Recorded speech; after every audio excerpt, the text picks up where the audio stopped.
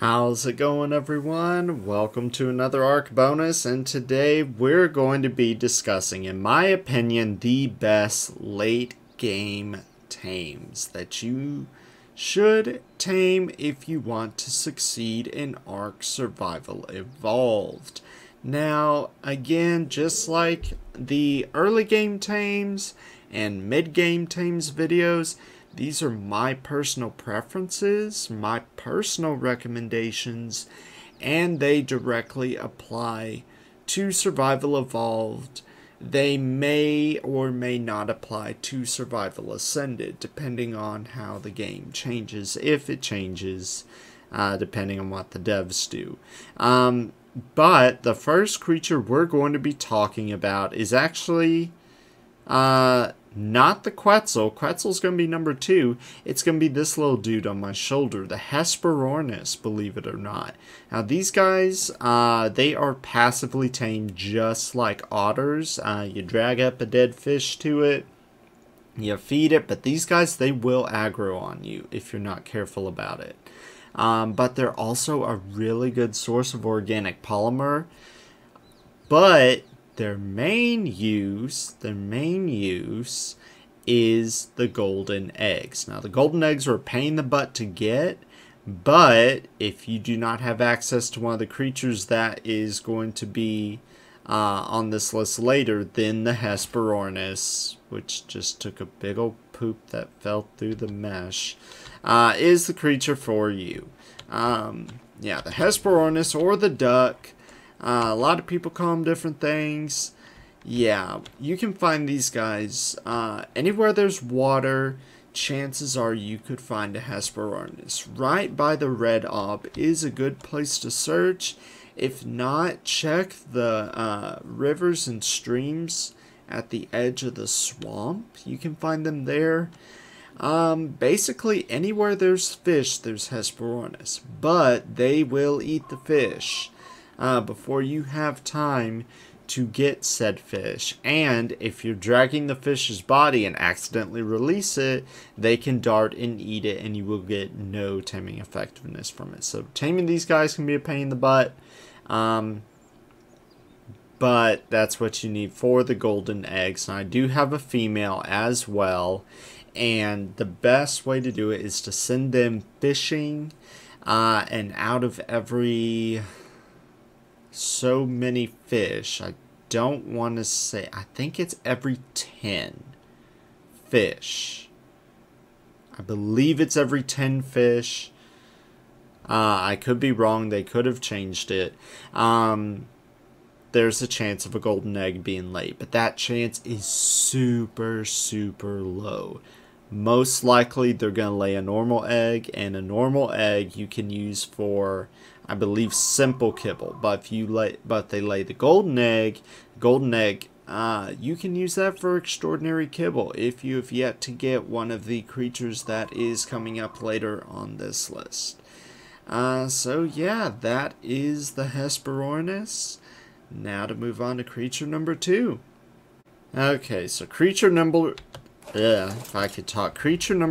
is the Quetzal, and the Quetzal is useful for a few different reasons. Number 1, they tend to have pretty good stamina, but unfortunately they are slow, even when bred, so you do have to pump some levels in movement speed. But they have really good hit points and really good weight, which means they are absolutely amazing for when you get stuff and you need to take it from A to B. These guys are a good go-to. They are really, really good. Hello. Okay, not interested. But yeah, they're really good. They can also have fair melee damage. These guys, though, however, they are not fighters.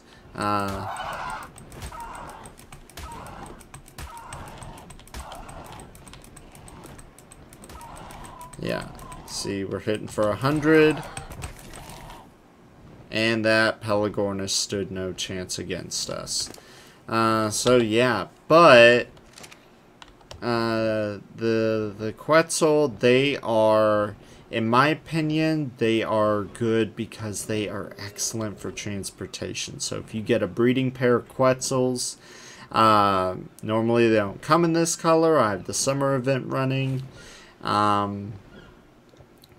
But yeah, these guys, they are excellent at getting things from A to B. They can also pick up a bunch of things, like these parasaurs over here, and I'll show you. I don't think they can pick up a Bronto, but they can pick up a parasaur.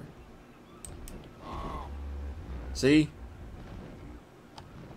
And then drop it. Just like that.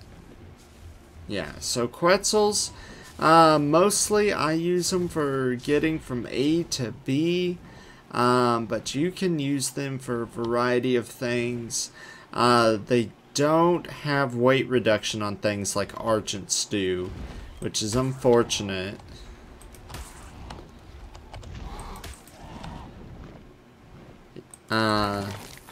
Yeah, that is kind of unfortunate about the Quetzal, but other than that, they are good for transportation. Oh, I killed a fish. I didn't kill that trilobite. Nope. Trilobite's still running. Well, I'll get dismounted if I hop in the water, but this is shallow water.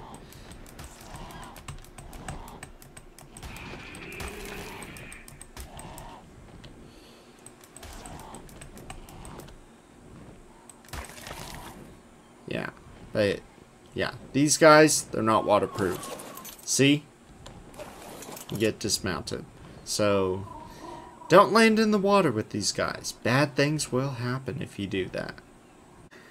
So my next late game recommendation is, of course, the Spino. Now, the Spino has so many uses. Number one, it is, obviously, as we all know, good in the water. It also has really good movement speed.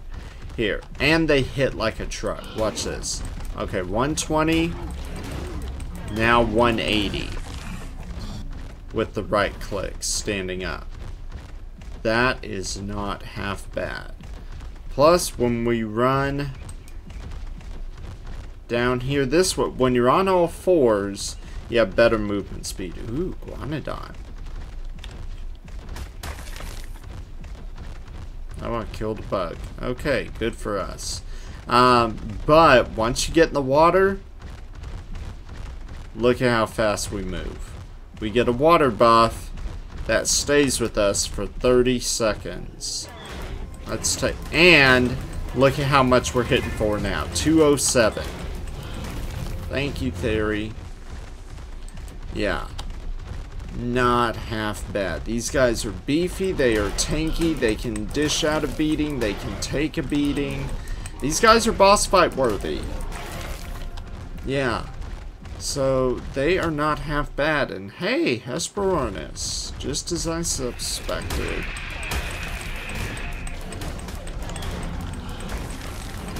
Yeah. But Spinos, the only downside is they do run out of stamina pretty fast. They don't have the best weight, so you do have to work with them. But they are pretty dang cool.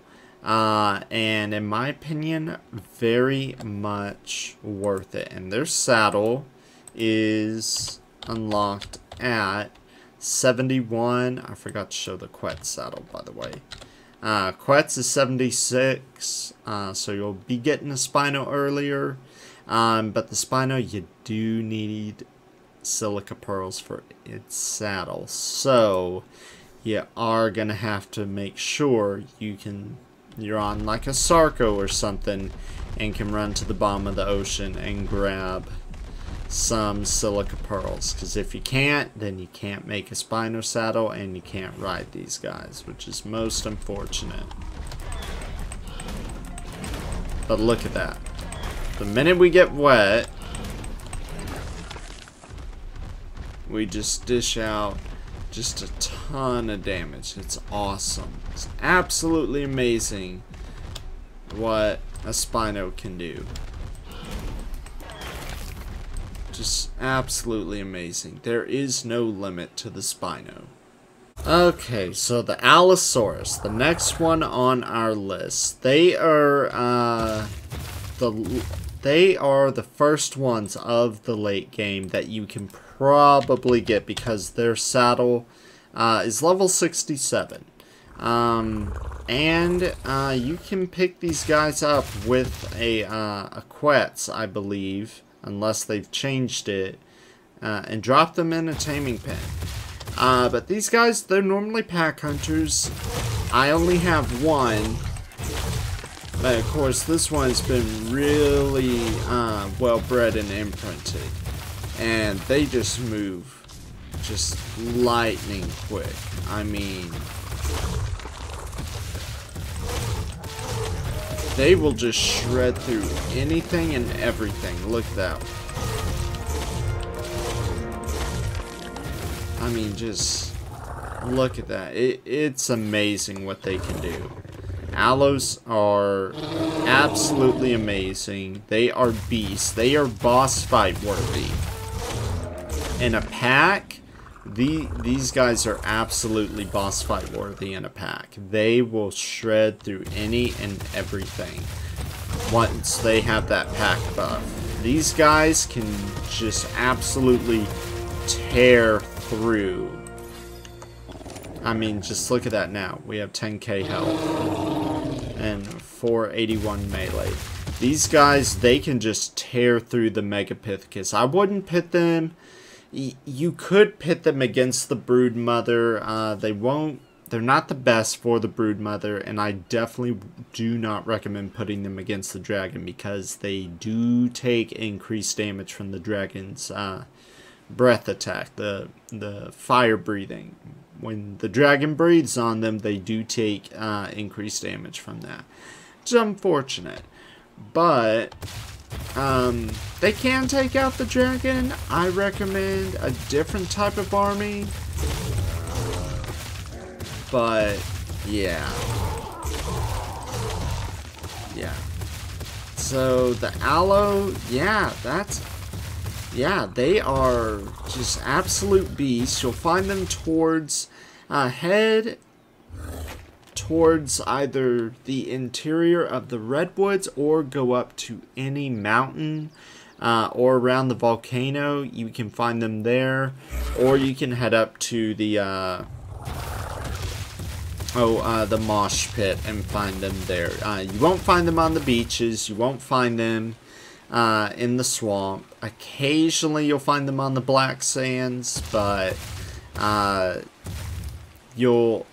the black sands you'll also find things called Microraptor and the occasional Perlovia. So yeah, check the mountains first. That's what I recommend. Now for our next dino, I actually do recommend checking the Black Sands because they spawn over there quite frequently. They also spawn right behind me. Actually, there is one coming right towards me. And we are talking about the Bronto. The Bronto is absolutely amazing. They can be total powerhouses. They are one of the best berry gatherers in the game. They have just amazing stats overall. Look at that health. I've not even leveled this girl. Yeah. Look at that thatch. So, not the best at thatch, but when we get up here to these berry bushes... Here, let's get... There we go.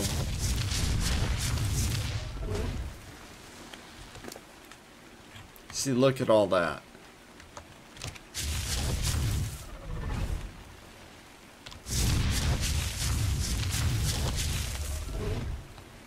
Yeah, you have to line up your shots. You have to line it up just right.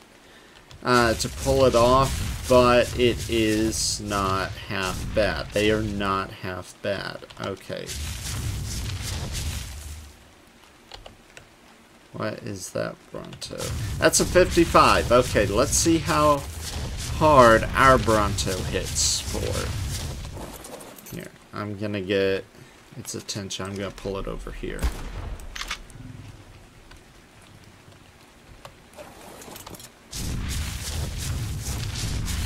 Right. I'm trying to get me.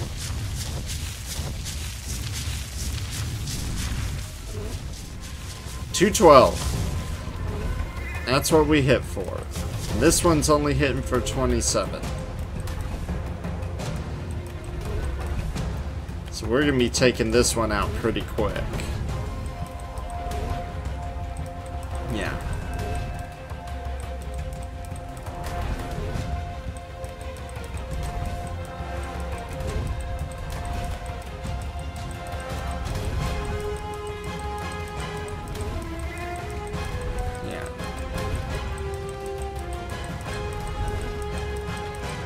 There we go.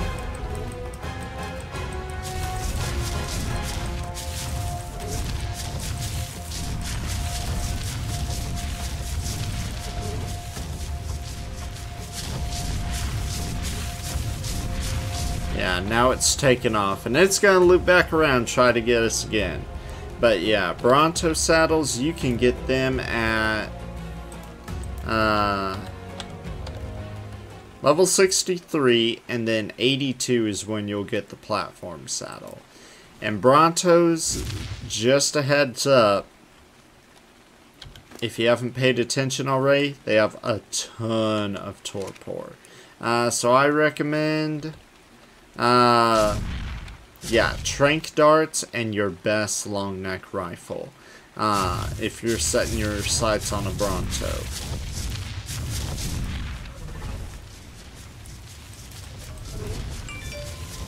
Yeah. Yeah, Brontos, they are... It takes a lot to take a Bronto down. So... And of course this attack is super slow. But if it wasn't so slow... Yeah, we'd have things done by now. There we go. And now we have to take out this turtle. Alright.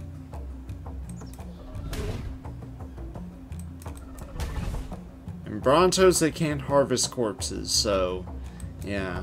But then again, that's kind of expected. No, Troodon. Yeah. Oh wow, that's a bunch of...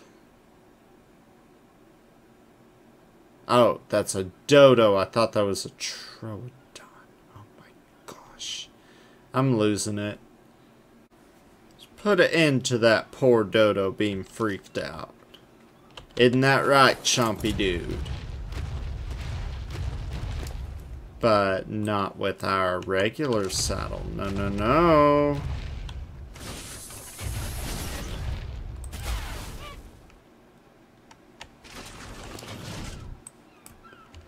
Oh man, that's fun.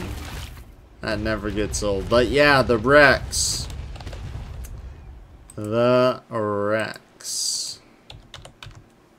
Rex saddle, level 74.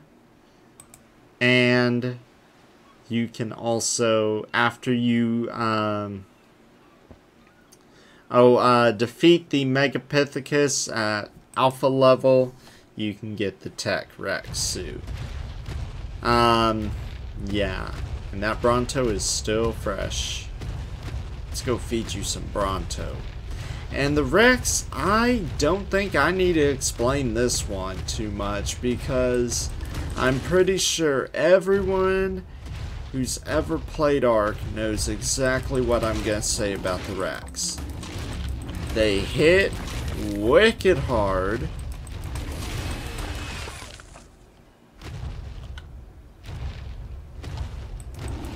Wicked fast. Unfortunately, they don't have crap for stamina, so their stamina goes down pretty fast.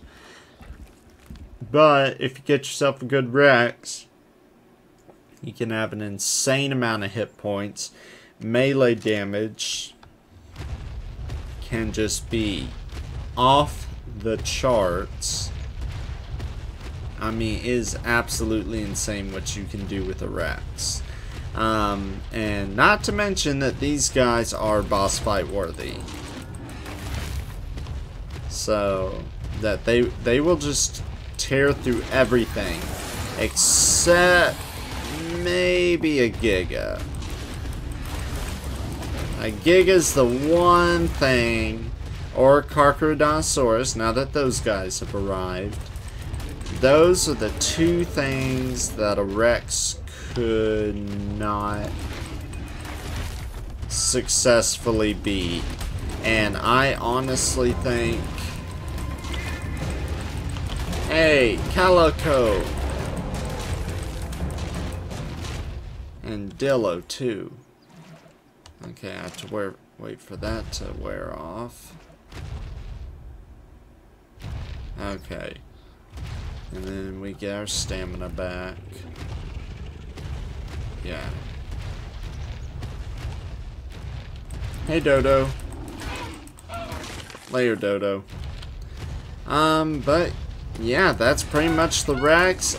These guys, boss fight wise, Megapithecus. I'd pit these guys against the Megapithecus. I think that's the best choice. If you're doing a Rex army, I would not do the Dragon because they have the same problem as the Allos. They take extra damage. But yeah. These guys, if you play ARK, you're gonna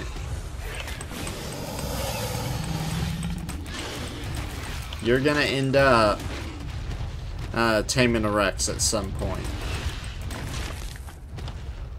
At some point in ARK, you're gonna tame a Rex. So, and just so everyone knows what the regular saddle looks like, this is what a Rex looks like on its regular saddle. So, but Chompy Dude here deserves his tech saddle. Totally deserves it. Because he's worked long and hard for it. Okay, so now these guys, the Therizinosaurus, they are invaluable assets. Now, normally they don't look like this, but this is from a mutation from some super breeding I've been doing. But yeah, these guys, they are absolutely amazing. They are one of the best harvesters in the game. They can get you berries wicked fast, not as fast as a Bronto, but pretty dang fast. They can also get you wood if you hit C. If you walk up to a tree and hit C, you will only get wood. If you walk up to a tree and tickle it, which is right click, you'll get more thatch than wood. If you left click, you'll get more wood than thatch, but you'll also get thatch. If you want wood and only wood, use your C attack on the tree. Now, you won't get as much wood, but you'll still get a good amount of wood. And I hate to throw away so much. But these guys, the one downside of them being amazing harvesters is that they do not have very good weight stats, which is a big downside. But one huge plus, they are absolutely one of the most amazing fiber gatherers in the late game. You just right click any bush, they will only gather fiber from that bush, and a lot of it. Let me find an area with a bunch of bushes. Here, let's go through here.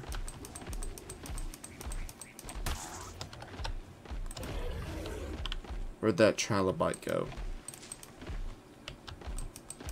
Because they can also harvest, these guys, they're herbivores, but they can also harvest dead creatures.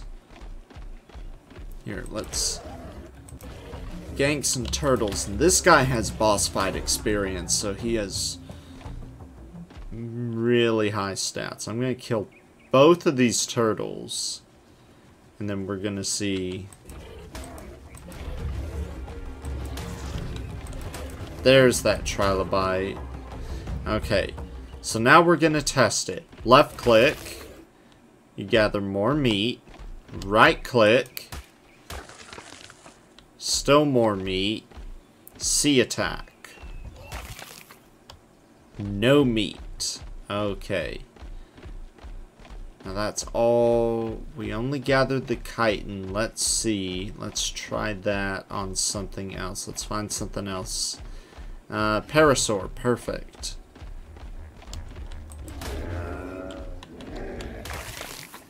C attack only. Just hide. Not bad. Yep, just hide, no meat. So if you want everything that is not meat, if you want no meat, C attack only. Now these guys, you gotta be careful in the wild. If you're mounted on something, they can hit the rider with their C attack. Their C attack is their little bite, and that bite will smack a rider right quick, and I want to get away from those raptors. Let's see. Yeah, let's cross the bay here. They're not the best when it comes to water, but they are decent enough. They will get you across little openings like this, but yeah, when it comes to major crossings, like from the mainland to Herbivore Island, use something that's better. Yeah. So, yeah, the Theri, and I highly, highly, highly recommend using a Theri for the dragon. Theris are absolutely amazing at the dragon. They will shred it. Literally put it through a shredder. Like, it is absolutely amazing. You can do a dragon ball if you have wicked Theris. I mean wickedly leveled up Theris with insane melee damage. This one doesn't have as high melee damage as some of my others. But if you get them up there with really high melee, you can be in and out of that dragon fight like that. It is no joke. It is just like taking incredible Rexes to the Megapithecus, incredible Megatherium to the Broodmother. You will just be in and out before you can even blink. Yeah. So, with that being said, let's move on to our next dino, because our next dino is absolutely required for boss fights. Absolutely. If you don't bring this next dino into a boss fight, you're going to lose the fight.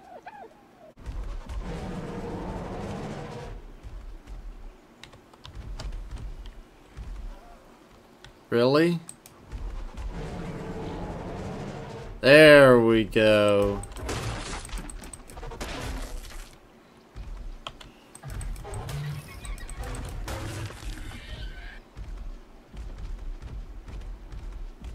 Okay. Let's see here. Are there any Carnos around here?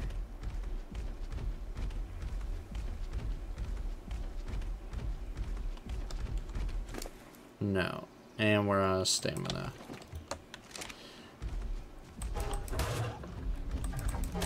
But we're hitting hard.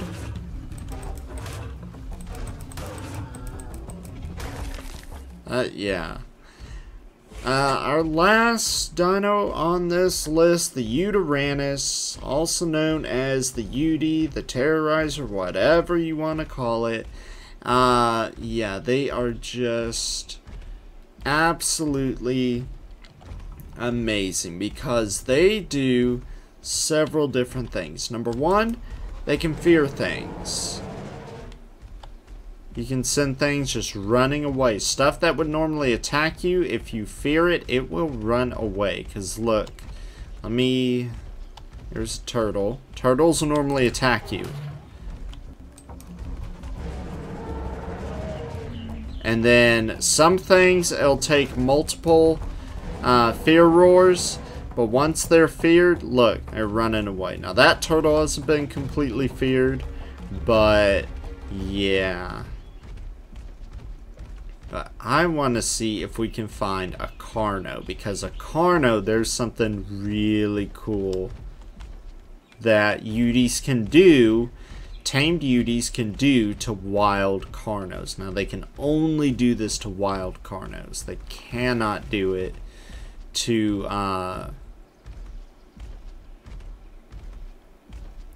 any other wild creature. They can only do it to wild Carnos. And this is something... Hey, I see Carnos! Okay, let's kill these raptors. Okay.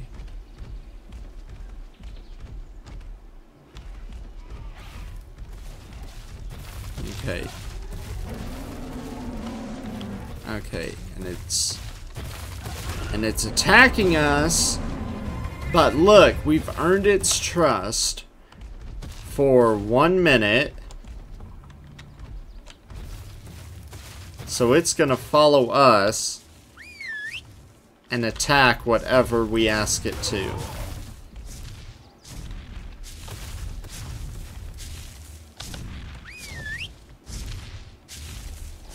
Hello? Okay, you're supposed to be attacking things, dude. Okay, let me pick a fight with the Brontos. And see, now, anything that I pick a fight with, the Carno is gonna attack. Now, when that timer up in the corner runs out, the Carno's gonna aggro on me. But now, I've got that Carno. Now that Carno doesn't trust me anymore. But it's picking a fight with the Brontos. So you can do... So that is something really cool that you can exploit to your personal advantage. You can get a Carno to trust you, pick a fight with something, and then when the trust is lost, number one, that Carno that was giving you a problem is toast, and number two, you can make a speedy getaway, especially if you're on an imprinted Yuty, because as you can tell, Yuties are fast. And they do take fall damage. So be aware of that. Yeah, fall damage. I took a lot just then. Almost 5,000. Yeah. Yeah. But the Fear Roar is amazing. The Courage Roar for boss fights. You see that little glow? My Hesperornis just got Courage. So it's gonna be able to deal more damage in a boss fight. Of course, I would never bring a Hesperornis into a boss fight. It would get wasted. But yeah, the C attack is the Courage Roar. It also has a little bit of a knockback effect too, which is kind of cool. But it doesn't aggro anything. Now the Fear Roar aggroes things. But once that circle is filled up, that aggroed thing is going to be like, I'm out of here. I'm not messing with you. So, yeah. But that's going to do it for my recommendations of the best creatures for the late game. The Yutyrannus is by far the most difficult of these to tame. Simply because it can fear you, and in my personal opinion, a Thylacoleo is... I recommend you do it on the back of a Thylacoleo, lure it into a taming pen, kill its Carno buddies, all in the snow biome, where you can also get Perloviaed and attacked by pigs and wolves. It's not easy. And the saddle does require silica pearls, just like the Spino saddle. So, yeah. It's it's a lot of work that goes into taming Yuties. It's not as easy. Taming your first Yutie is the most difficult. Your first Yutie is always the most difficult Yutie. Afterwards, after you've had some practice, it gets pretty easy. But these guys, not only are they tamed with extraordinary kibble, but their eggs are used as alternatives in the recipe for extraordinary kibble. And I'm not going to catch that pteranodon. Okay. But yeah, what I was saying was their eggs can be used as alternatives to the Hesperornis eggs. So if you want extraordinary kibble and don't think you can get a Yutie yet, or once you get a Yutie and you've been relying on the Hesperornis laying golden eggs at completely random, you can retire that Hesperornis. I mean, that Hesperornis can just go in a cryopod, or it can just go chill out in a cryopod, or you can use it as a living storage box. Honestly, it does not matter. But yeah, that's just about gonna do it. I think I've covered everything that there is to cover about the late game Tames. So I hope you enjoyed the episode. I hope it helps you out in figuring out which late game Tames are the ones for you. Smash that like button if you haven't already. Subscribe to the channel. Every subscription really helps me out. Every subscription is a new subscription. I know that's really cheesy, but I decided to throw something cheesy into this video for no reason whatsoever. Alright, so smash like, subscribe. I'll see you guys next time.